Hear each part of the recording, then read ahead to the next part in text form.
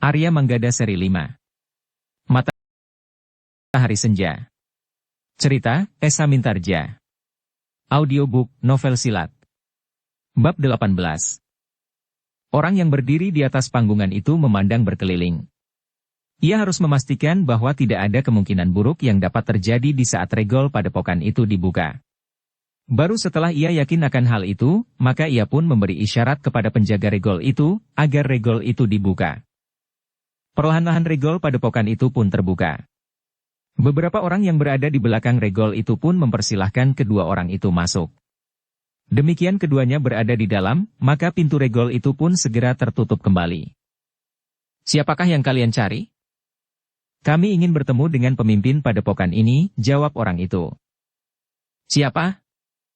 "Siapapun orang itu." Para petugas di regol itu pun termangu-mangu sejenak. Seorang di antara mereka berkata, "Tunggulah. Aku akan menyampaikannya." Orang itu pun segera menemui Kiwarana untuk menyampaikan keinginan kedua orang yang telah memasuki regol halaman padepokan itu. Kiwarana menjadi termangu-mangu sejenak. Tetapi Kipandi yang mendengar pembicaraan itu berkata, "Apakah tidak sebaiknya orang itu dipersilahkan naik?" Kiwarana mengangguk sambil berkata, "Baiklah. Biarlah mereka naik." Sejenak kemudian, maka kedua orang itu sudah duduk di pendapa, ditemui oleh Kiwarana, Kipandi dan Ki Ajar Pangukan. "Siapakah yang kalian cari Kisanak?" bertanya Kiwarana.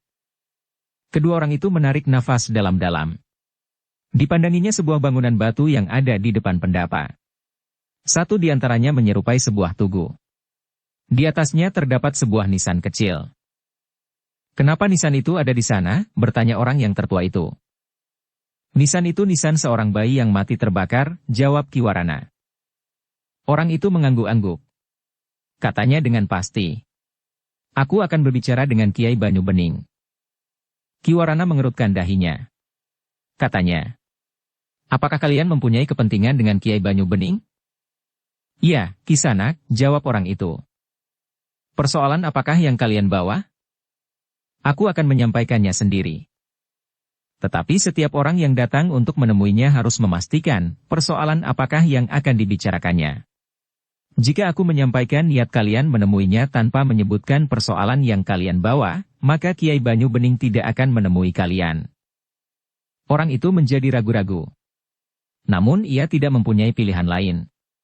Karena itu, maka katanya, "Baiklah Kisanak. Jika hal itu menjadi syarat untuk dapat bertemu dengan Kiai Banyu Bening," orang itu berhenti sejenak. Lalu katanya kemudian, "Kami datang untuk berbicara tentang nisan kecil itu." Kiwarana mengerutkan dahinya. Katanya, "Tentang nisan kecil itu? Ada apa dengan nisan itu?" "Nisan itu adalah nisan anak Kiai Banyu Bening yang terbunuh di dalam api, ketika api itu membakar rumahnya."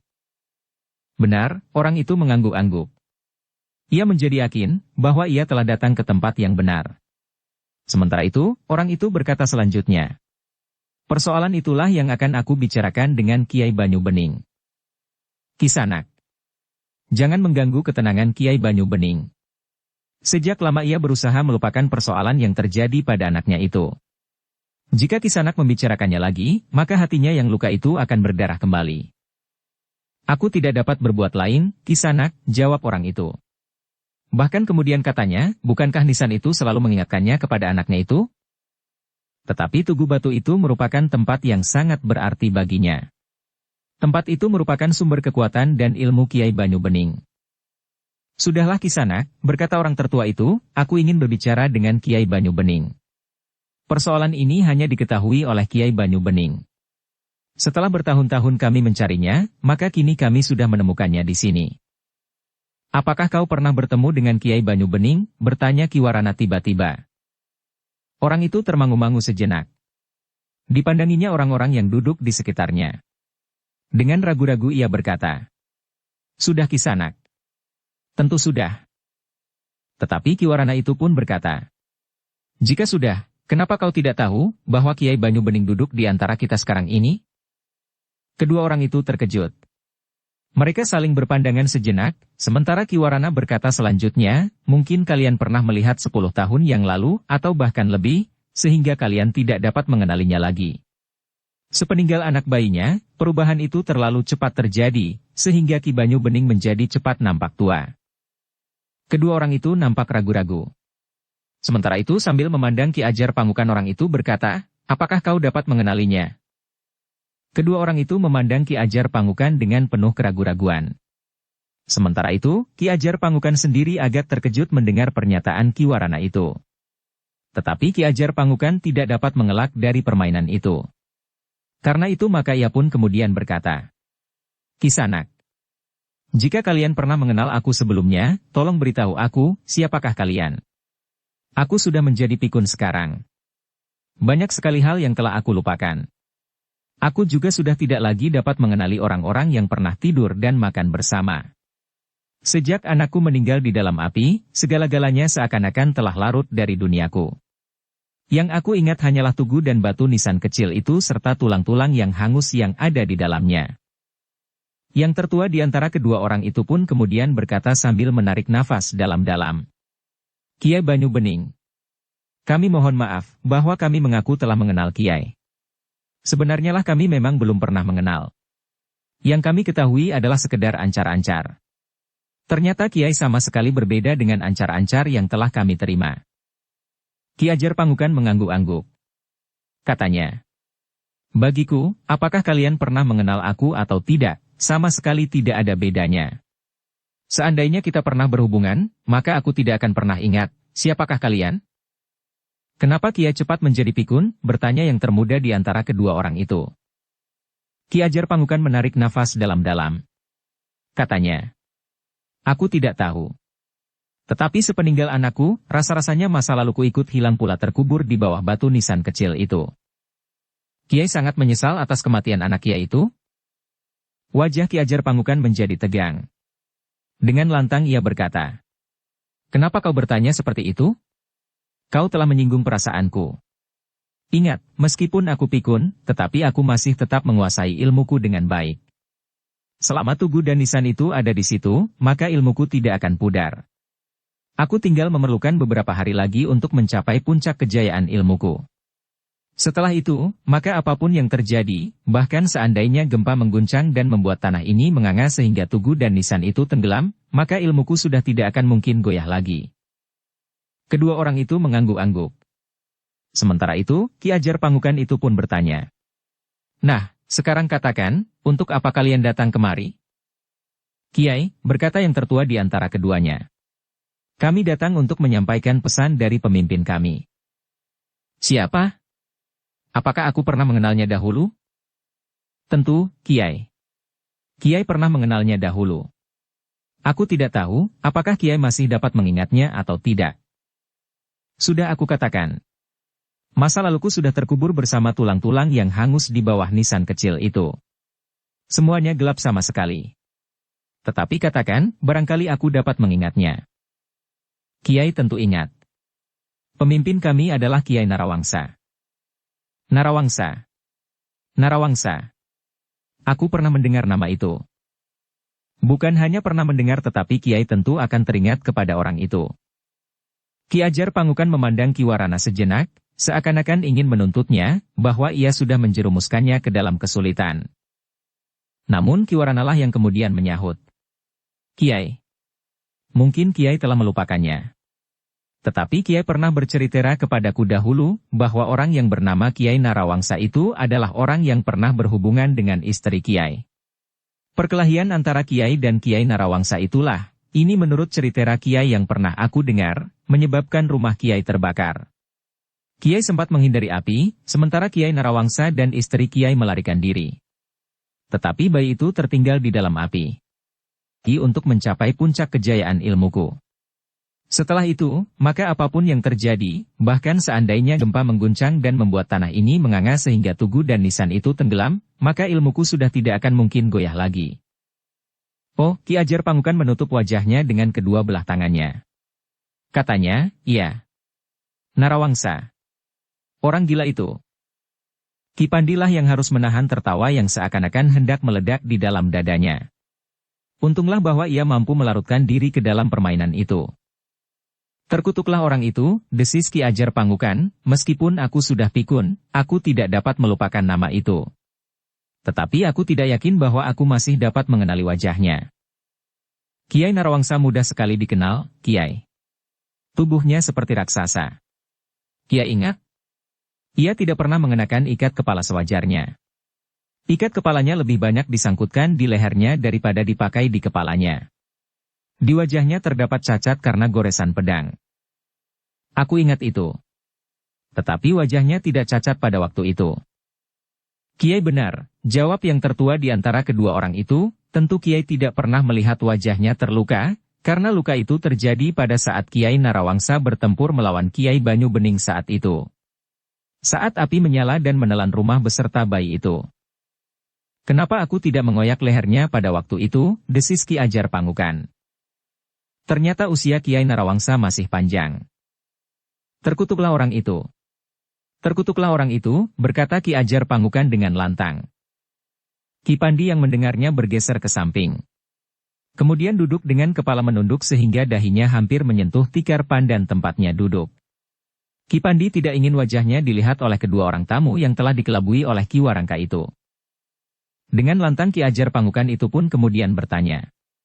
Sekarang, apa yang ingin kalian katakan kepadaku? Nama itu telah membuat darahku mendidih. Sebelum aku berbuat sesuatu di luar kendali nalarku. Katakan apa yang harus kalian katakan. Kiai, nampaknya kedua orang itu terpengaruh melihat sikap Ki Ajar Pangukan, kami hanyalah sekedar utusan. Jika tidak berkenan di hati Kiai, janganlah menjadi murka kepada kami. Katakan, geram Ki Ajar Pangukan.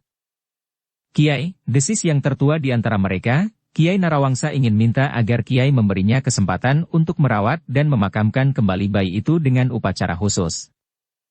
Gila, suara Ki Ajar Pangukan menggelegar, sehingga kedua orang itu mundur setapak, kau menghina aku, heh. Bukan kami Kiai, bukan kami. Mulutmulah yang mengucapkannya. Tetapi kami adalah sekedar utusan. Katakan, suara Ki Ajar Pangukan menurun. Kiai Narawangsa dan Nyai Wijisari. Jangan sebut nama Nyai Banyu Bening itu. Kiai Banyu Bening tidak mau mendengar lagi nama istrinya, potong Ki Warana. Terkutuklah semuanya, terkutuklah, geram Ki Ajar Pangukan. Sebenarnya ia bingung mendengar nama Nyai Wijisari. Tetapi Ki Warana pun tangkas berpikir sehingga ia telah memberitahukan kepada Ki Ajar Pangukan, siapakah Nyai Wijisari itu. Ampun, Kiai, desis yang tertua. Katakan, desis Ki Ajar Pangukan, tetapi jangan sebut nama itu. Aku telah mengutuk diriku sendiri. Jika aku melupakan masa laluku, kenapa nama itu tidak pernah dapat aku lupakan? Baik, baik, Kiai, sahut yang tertua itu, sebenarnya lah mereka berdua ingin memakamkan kembali di halaman ini pula dan untuk selanjutnya ingin merawatnya. Heh, kau sadar apa yang kau katakan? Bukan aku, Kiai. Tetapi aku sekedar menyampaikan pesan Kiai Narawangsa. Katakan, katakan. Ki Ajar Pangukan hampir berteriak. Keduanya ingin tinggal di padepokan ini untuk menunggui dan merawat makam bayi itu. Sementara itu mereka mohon Kiai Banyu Bening dan para cantrik yang ada di sini untuk meninggalkan padepokan ini. Mata Ki Ajar Pangukan terbelalak. Dari sorot matanya memancar api kemarahan. Dengan suara lantang Ki Ajar Pangukan itu berkata, "Pergi. Pergi. Jika kalian tidak segera pergi, aku pancung kau di bawah tugu dan batu nisan itu. Bukan kehendak kami, Kiai." "Pergi, kau dengar," bentak Ki Ajar Pangukan. Lalu katanya kepada Ki Warana, antar kedua orang ini keluar dari padepokan. Ki Warana pun segera bangkit dan berkata, "Marilah Kisanak. Cepatlah sedikit." Kedua orang itu pun kemudian bangkit pula sambil berdesis, "Kami mohon diri, Kiai. Cepat pergi. Kalian telah menyakiti mataku, telingaku dan hatiku." "Cepat sedikit," desis Ki Warana. "Jika darahnya naik sampai ke kepala, hati-hatilah kalian tak akan pernah keluar dari padepokan ini." Kedua orang itu tiba-tiba saja kehilangan segala kegarangan dan keberanian mereka. Keduanya pun melangkah dengan cepat melintasi halaman diantar oleh Ki Warana. Para cantrik yang berada di regol pun telah membuka selarak pintu regol itu dan membukanya. Demikian keduanya keluar dari regol halaman, Ki Warana pun berkata, "Itulah sosok orang yang kalian cari Kisanak. Kalian harus dapat menempatkan diri kalian, jika kalian menyampaikan jawaban Kiai Banyu Bening agar pemimpin kalian tidak terbakar hatinya. Ketika kedua orang itu merasa sudah berada di luar padepokan, maka keberanian mereka telah menyala kembali di dalam dada mereka, sehingga yang muda di antara mereka pun menjawab. Kami tidak akan mengulas keterangan Kiai Banyu Bening, Kisanak. Kami justru akan membakar hati Kiai Narawangsa. Dengan demikian padepokan ini pun akan terbakar habis menjadi abu sebagaimana rumah Nyai Wijisari serta anaknya. Kau jangan mengira bahwa Nyai Wijisari tidak tersiksa oleh kematian anaknya itu. Tetapi ia tidak menjadi gila seperti Kiai Banyu Bening. Jika kau sempat mendatangi padukuhan-padukuhan, maka di padukuhan-padukuhan itu telah dibangun sanggar-sanggar khusus untuk menyerahkan korban. Mula-mula hanya buah-buahan. Kemudian anak seekor binatang yang dipersembahkan hidup-hidup, dibakar di atas lantai yang khusus dibuat untuk itu. Pada saat terakhir, Kiai Banyu Bening telah memerintahkan, yang dipersembahkan adalah bayi-bayi yang masih hidup untuk dibakar. Kiai Banyu Bening akan mendapat kepuasan batin tertinggi jika ia mendengar jerit bayi yang terbakar itu. Dendamnya karena kematian bayinya telah menjadikannya gila. Kedua orang itu termangu-mangu sejenak. Hampir di luar sadarnya ia berkata, jadi korban yang dituntut oleh Kiai Banyu Bening itu membakar bayi hidup-hidup. Ya. Keduanya saling berpandangan sejenak. Namun kemudian ia pun berkata, semuanya akan kami katakan kepada Kiai Narawangsa. Tetapi kau harus mengatakannya kepada Kiai Banyu Bening, bahwa Kiai Narawangsa adalah seorang yang berilmu sangat tinggi. Demikian pula istrinya, Nyai Wijisari. Karena itu, jika keduanya datang kemari dan memaksakan kehendaknya, maka itu akan menjadi pertanda buruk bagi Kiai Banyu Bening. Terserah kepadamu. Apakah kau akan berusaha mencegah pemimpinmu agar tidak datang kemari atau tidak? Jika kau tidak mencegahnya dengan cara apapun juga, maka sepanjang hidupmu, kau akan dibebani penyesalan, karena keduanya akan mati di sini. Yang termuda di antara keduanya itu menyahut. Jangan berusaha menakut-nakuti kami. Kami bukan pengecut. Baiklah. Datanglah kemari. Bawa Kiai Narawangsa dan Nyai Wijisari. Kami akan segera menyiapkan batu nisan bagi mereka berdua. Mayat mereka akan dikubur di menyebelah tugu itu, karena di dunia langgeng, mereka akan menjadi hamba dari bayi yang meninggal karena terbakar itu. Impian gila, geram yang muda. Kami mohon diri, Kiai. Namun Kiwarana malah berkata, tetapi kematian yang paling buruk yang dapat terjadi atas Kiai Narawangsa dan Nyai Wijisari adalah, bahwa keduanya juga akan menjadi persembahan yang akan dibakar hidup-hidup. Satu gagasan yang baik, geram yang tertua, Kiai Narawangsa akan memperlakukan Kiai Banyu Bening seperti itu. Kiwarana tertawa. Katanya, pulanglah sebelum Kiai Banyu Bening memerintahkan para cantrik menangkapmu dan menyeretmu kembali ke pendapa. Kalian tentu melihat tonggak besi yang sudah menjadi hitam di sebelah pendapa itu. Kalian tentu dapat membayangkan gunanya. Keduanya pun kemudian meninggalkan padepokan itu. Di sepanjang jalan mereka masih saja berbincang tentang orang-orang padepokan itu. Namun mereka pun mengakui betapa besarnya wibawa Kiai Banyu Bening, sehingga di hadapannya, keduanya seakan-akan telah dihadapkan pada sebuah pengadilan yang sedang mengadili mereka. Kiai Narawangsa akan membuat Kiai Banyu Bening itu menundukkan kepalanya, berkata yang tertua di antara keduanya. Yang muda itu pun mengangguk-angguk sambil berkata, aku tidak mengira bahwa Kiai Banyu Bening adalah seorang yang luar biasa. Gambaranku tentang Kiai Banyu Bening sebagaimana sering aku dengar dari pembicaraan Kiai Narawangsa dan Nyai Wijisari sama sekali berbeda. Aku tidak membayangkan bahwa Kiai Banyu Bening itu mempunyai wibawa yang begitu tinggi. Apa yang dikatakan oleh Kiai Narawangsa itu adalah Kiai Banyu Bening di masa lampau. Demikian ia kehilangan anaknya, maka Kiai Banyu Bening nampaknya telah menghabiskan waktunya untuk memperdalam ilmunya, sehingga ia hampir lupa segala-galanya. Kawannya mengangguk-angguk.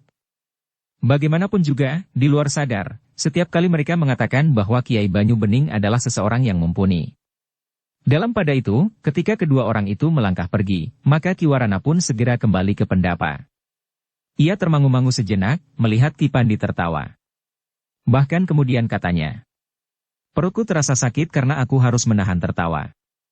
Tetapi Ki Ajar Pangukan benar-benar seorang yang mampu mengelabuhi orang lain. Ki Ajar benar-benar mampu menjadi Kiai Banyu Bening. Ki Warana pun tertawa pula. Namun Ki Ajar itu pun berkata, Ki Warana mengejutkan aku. Tiba-tiba saja sebelum kita berbicara lebih dahulu, aku ditunjuknya langsung menjadi Kiai Banyu Bening. Aku sudah tidak mempunyai waktu lagi, berkata Ki Warana. Tetapi apakah keberatannya jika kita katakan berterus terang tentang padepokan ini? Aku kira apapun alasannya, namun agaknya mereka akan tetap menuntut tanah ini, tanah yang di atasnya terdapat sebuah padepokan yang sudah berada di tangan kita. Jika tanah dan padepokan ini bukan lagi milik Kiai Banyu Bening, apakah mereka juga akan menuntut? Sedangkan sebelumnya kita tidak saling mengenal dengan Kiai Narawangsa dan Nyai Wijisari, desis Ki Ajar Pangukan. Kita masih belum tahu benar, apakah yang sebenarnya mereka kehendaki.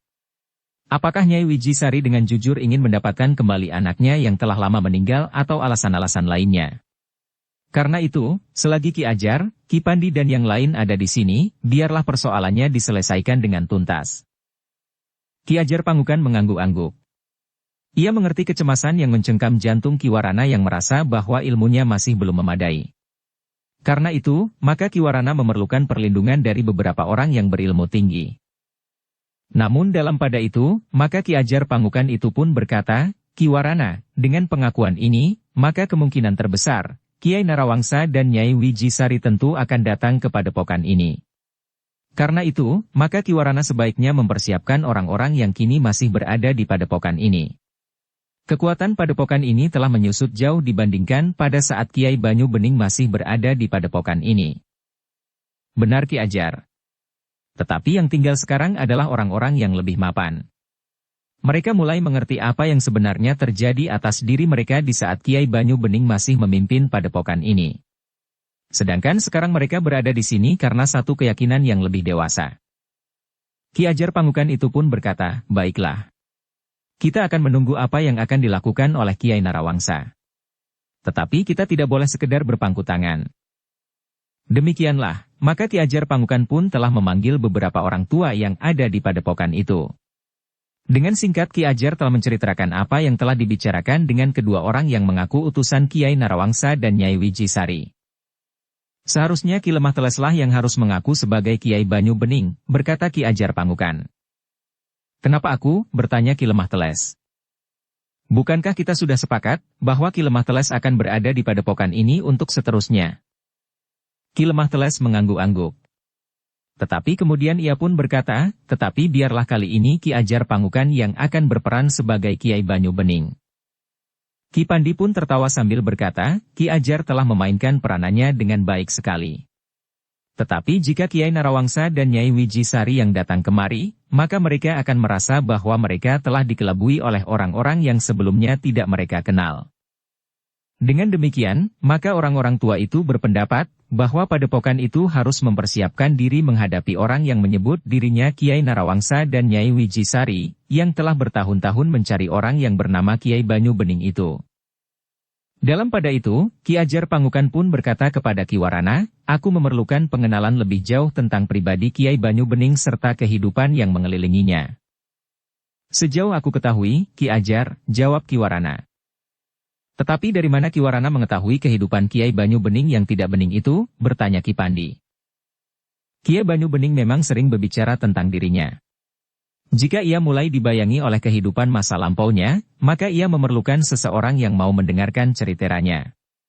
Bukan hanya aku yang pernah mendengarnya, tetapi beberapa orang yang lain pun pernah mendengarnya. Cerita-cerita itulah yang membuat aku semakin lama semakin ragu akan kepemimpinannya. Aku memang mendengar dan merasakan, bahwa apa yang dilakukannya itu tidak lebih dari ungkapan dendam yang mencengkam hatinya. Baiklah, berkata Ki Ajar, Jita tidak boleh membuang waktu.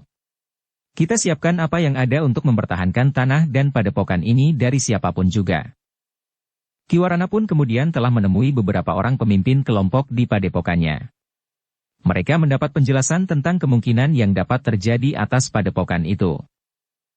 Kita belum sempat menyusun padepokan ini dan membuat tatanan baru yang lebih baik. Kita sudah dihadapkan pada satu persoalan baru yang lebih baik.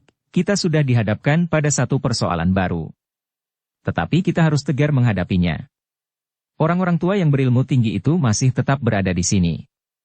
Mereka bukan saja akan membimbing kita untuk mempertahankan padepokan ini, tetapi mereka pun akan dapat membimbing kita menempuh jalan kehidupan yang baru. Kita akan lebih mengenali diri kita dan mengenali sumber hidup kita. Para pemimpin kelompok orang-orang padepokan yang semula adalah pengikut Kiai Banyu Bening itu mengangguk-angguk. Mereka harus mempersiapkan diri untuk menghadapi kemungkinan-kemungkinan mendatang. Namun dalam pada itu, niat orang-orang tua yang berada di padepokan itu membongkar tugu dan menempatkan nisan kecil itu ke tempat yang lebih wajar, terpaksa ditunda. Meskipun keberadaan tugu itu tidak lagi mempunyai arti sebagaimana sebelumnya, tetapi mereka menunggu apa yang akan dilakukan oleh Kiai Narawangsa dan Nyai Wijisari dengan anaknya yang telah meninggal itu. Seperti yang dikehendaki oleh Ki Warana, maka orang-orang yang berada di padepokan itu pun telah mulai mempersiapkan diri. Mereka telah memperbaiki panggungan-panggungan yang telah rusak di belakang dinding padepokan. Mereka pun telah mulai berlatih pula dengan sebaik-baiknya. Bahkan orang-orang tua yang berilmu tinggi telah ikut terjun langsung di dalamnya. Namun orang-orang tua yang berilmu tinggi itu mempunyai cara tersendiri. Di samping memberikan latihan-latihan kepada semua orang yang ada di padepokan, mereka telah memilih beberapa orang untuk mendapat latihan-latihan khusus.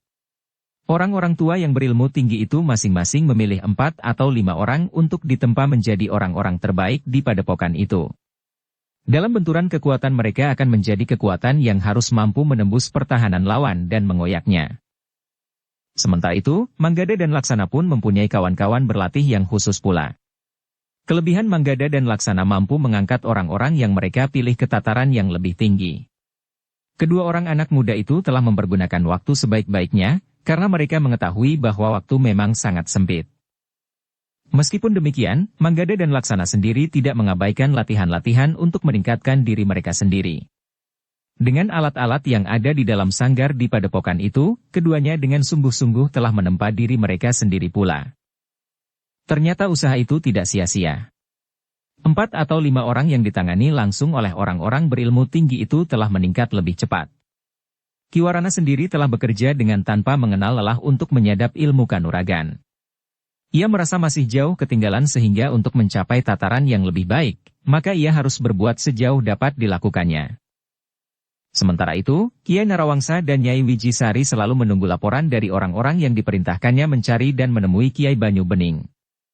2 orang yang datang ke padepokan yang semula memang dihuni oleh Kiai Banyu Bening itu telah meninggalkan lereng Gunung Lawu bersama sekelompok kawan-kawannya. Mereka akan memberikan laporan tentang perjalanan mereka untuk mencari dan menemui Kiai Banyu Bening. Orang itu harus menempuh perjalanan yang panjang untuk sampai ke sebuah padepokan yang dipimpin oleh Kiai Narawangsa dan Nyai Wijisari. Sekelompok orang itu menyusuri Kali Grompol untuk beberapa lama. Kemudian mereka berbelok meninggalkan Kali Grompol menyilang sampai ke sebuah tempuran. Mereka melanjutkan perjalanan menyusuri Kali Regunung yang panjang. Perjalanan mereka memang bukan perjalanan yang ringan. Mereka sekali-sekali harus menyusup di lebatnya hutan belukar, sekali-sekali mereka harus menembus padang perdu yang panjang. Mereka harus melewati pegunungan gundul dan dibakar teriknya sinar matahari. Sekelompok pengikut Kiai Narawangsa itu tidak dapat mencapai padepokan mereka dalam sehari. Mereka harus berhenti dan bermalam di perjalanan. Untuk mendapatkan makan, mereka harus berburu di hutan yang lebat sehingga dengan demikian maka perjalanan mereka menjadi semakin terhambat. Sekelompok pengikut Kiai Narawangsa itu maju dengan sangat lamban. Karena itu, untuk mencapai padepokannya, mereka memerlukan waktu yang panjang. Bahkan ternyata mereka masih belum mencapai Kiai Narawangsa yang terletak tidak terlalu jauh dari Kademangan Susukan di tepi Kali Gandu, ketika malam turun di hari kedua. Meskipun mereka tahu bahwa padepokan mereka sudah tidak terlalu jauh lagi, tetapi mereka tidak melanjutkan perjalanan. Jalan yang mereka lalui adalah jalan pintas yang rumbil, yang kadang-kadang melewati tebing yang curam, naik lereng bukit-bukit dan menuruni lembah yang ditumbuhi belukar. Karena itu mereka lebih senang memilih untuk bermalam di padang perdu yang tidak terlalu luas. Bergantian orang-orang itu berjaga-jaga. Mungkin binatang buas dari hutan yang tidak terlalu jauh dari padang perdu itu sedang kelaparan karena mereka tidak berhasil menangkap kijang. Menjelang matahari terbit, mereka telah melanjutkan perjalanan mereka menuju ke padepokan mereka yang berada di tepi Kali Gandu. Sekelompok pengikut Kiai Narawangsa itu mendekati regol padepokan mereka sebelum matahari mencapai puncak langit. Orang tertua di antara mereka menjadi berdebar-debar. Hampir di luar sadarnya ia bertanya kepada kawan-kawannya. Bukankah perjalanan kita ini dapat dikatakan berhasil? Ya. Kita sudah berhasil melaksanakan perintah Kiai Narawangsa dengan baik. Kita sudah menemukan padepokan Kiai Banyu Bening. Kita telah menemukan pula makam anak Nyai Wijisari. Bukankah menemukan makam itu termasuk salah satu tugas kita yang penting? Untunglah bahwa makam kecil itu berada di dalam padepokan, sehingga kita tidak harus mencarinya lagi. Bahkan seandainya makam itu tidak berada di padepokan, maka Kiai Banyu Bening tentu tidak akan bersedia memberitahukannya. Karena itu, kita akan memasuki regol halaman padepokan kita dengan dada tengadah.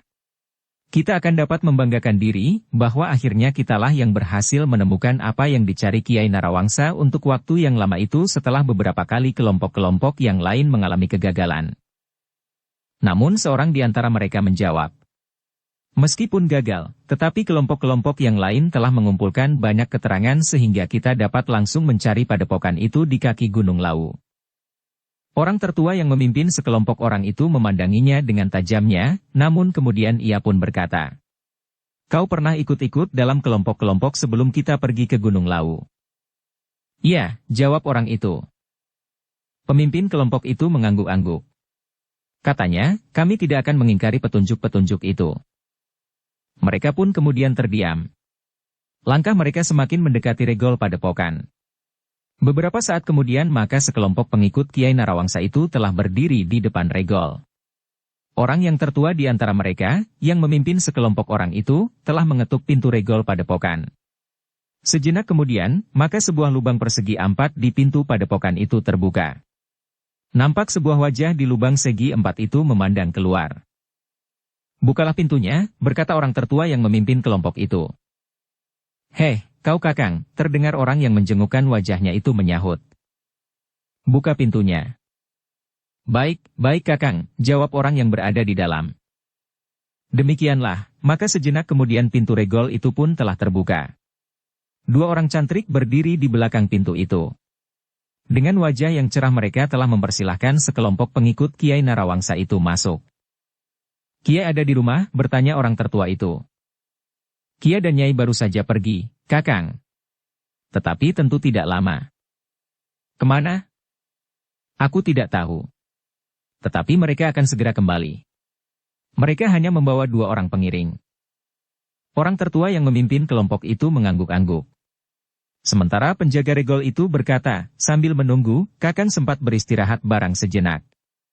"Mungkin Kakang akan mandi dan makan dahulu." Orang tertua yang memimpin sekelompok orang untuk mencari padepokan Kiai Banyu Bening itu mengangguk-angguk. Katanya kepada kawan-kawannya yang menyertainya, "Marilah. Kita akan sempat beristirahat. Tetapi kita tidak wajib menceritakan perjalanan kita sebelum kita memberikan laporan kepada Kiai Narawangsa." Kawan-kawannya pun mengerti maksud pemimpinnya itu. Karena itu, maka mereka pun harus tetap menyimpan cerita perjalanan mereka. Kedatangan sekelompok pengikut Kiai Narawangsa itu disambut hangat oleh kawan-kawannya. Namun tidak seorang pun di antara mereka yang mau menceritakan pengalaman perjalanan mereka. "Kami belum memberikan laporan kepada Kiai Narawangsa," berkata salah seorang di antara mereka. "Apa salahnya? Jika kau ceritakan kepada kami, bukankah laporanmu masih utuh?" desak kawannya. Tetapi orang itu menggeleng. Katanya, "Kiai Narawangsa akan merasa dilampaui jika ia tahu bahwa aku telah bercerita lebih dahulu tentang perjalanan kami." Kawannya tidak memaksa. Jika Kiai Narawangsa benar-benar merasa dilampaui sehingga ia menjadi marah, maka persoalannya akan menjadi gawat. Dalam pada itu, sekelompok orang yang baru pulang dari kaki Gunung Lawu itu sempat mandi, makan dan sedikit beristirahat. Ketika matahari menjadi semakin rendah di sisi barat, maka Kiai Narawangsa dan Nyai Wijisari dan kedua pengiringnya telah kembali ke padepokan. Ketika mereka mendapat laporan tentang sekelompok orang-orangnya yang telah kembali, maka Nyai Wijisari dengan tergesa-gesa memerintahkan untuk memanggilnya. Beberapa saat kemudian, maka Kiai Narawangsa dan Nyai Wijisari duduk di pendapa bangunan utama padepokannya dihadap oleh orang-orang yang baru pulang dari kaki Gunung Lawu itu. "Apakah kalian dapat menemukan padepokan Lembu Irit yang kemudian bergelar Kiai Banyu Bening itu?" "Iya, Kiai," jawab orang tertua yang memimpin kelompok itu. Kau bertemu dengan Kiai Banyu Bening itu sendiri, bertanya Nyai Wijisari. Ya, Nyai, jawab pemimpin kelompok itu, 2 orang di antara kami telah memasuki padepokan itu dan menemui Kiai Banyu Bening. Kau bertanya tentang makam anakku kepada Kiai Banyu Bening itu? Nyai Wijisari agaknya segera ingin mengetahuinya. Ya, Nyai, jawab orang tertua itu. Apa kata Kiai Banyu Bening? Desak Nyai Wijisari. Orang tertua itu pun segera menceritakan kunjungannya di padepokan itu. Diceritakannya pula, bahwa di depan pendapa bangunan utama padepokan itu terdapat sebuah tugu yang di atasnya terdapat sebuah nisan kecil.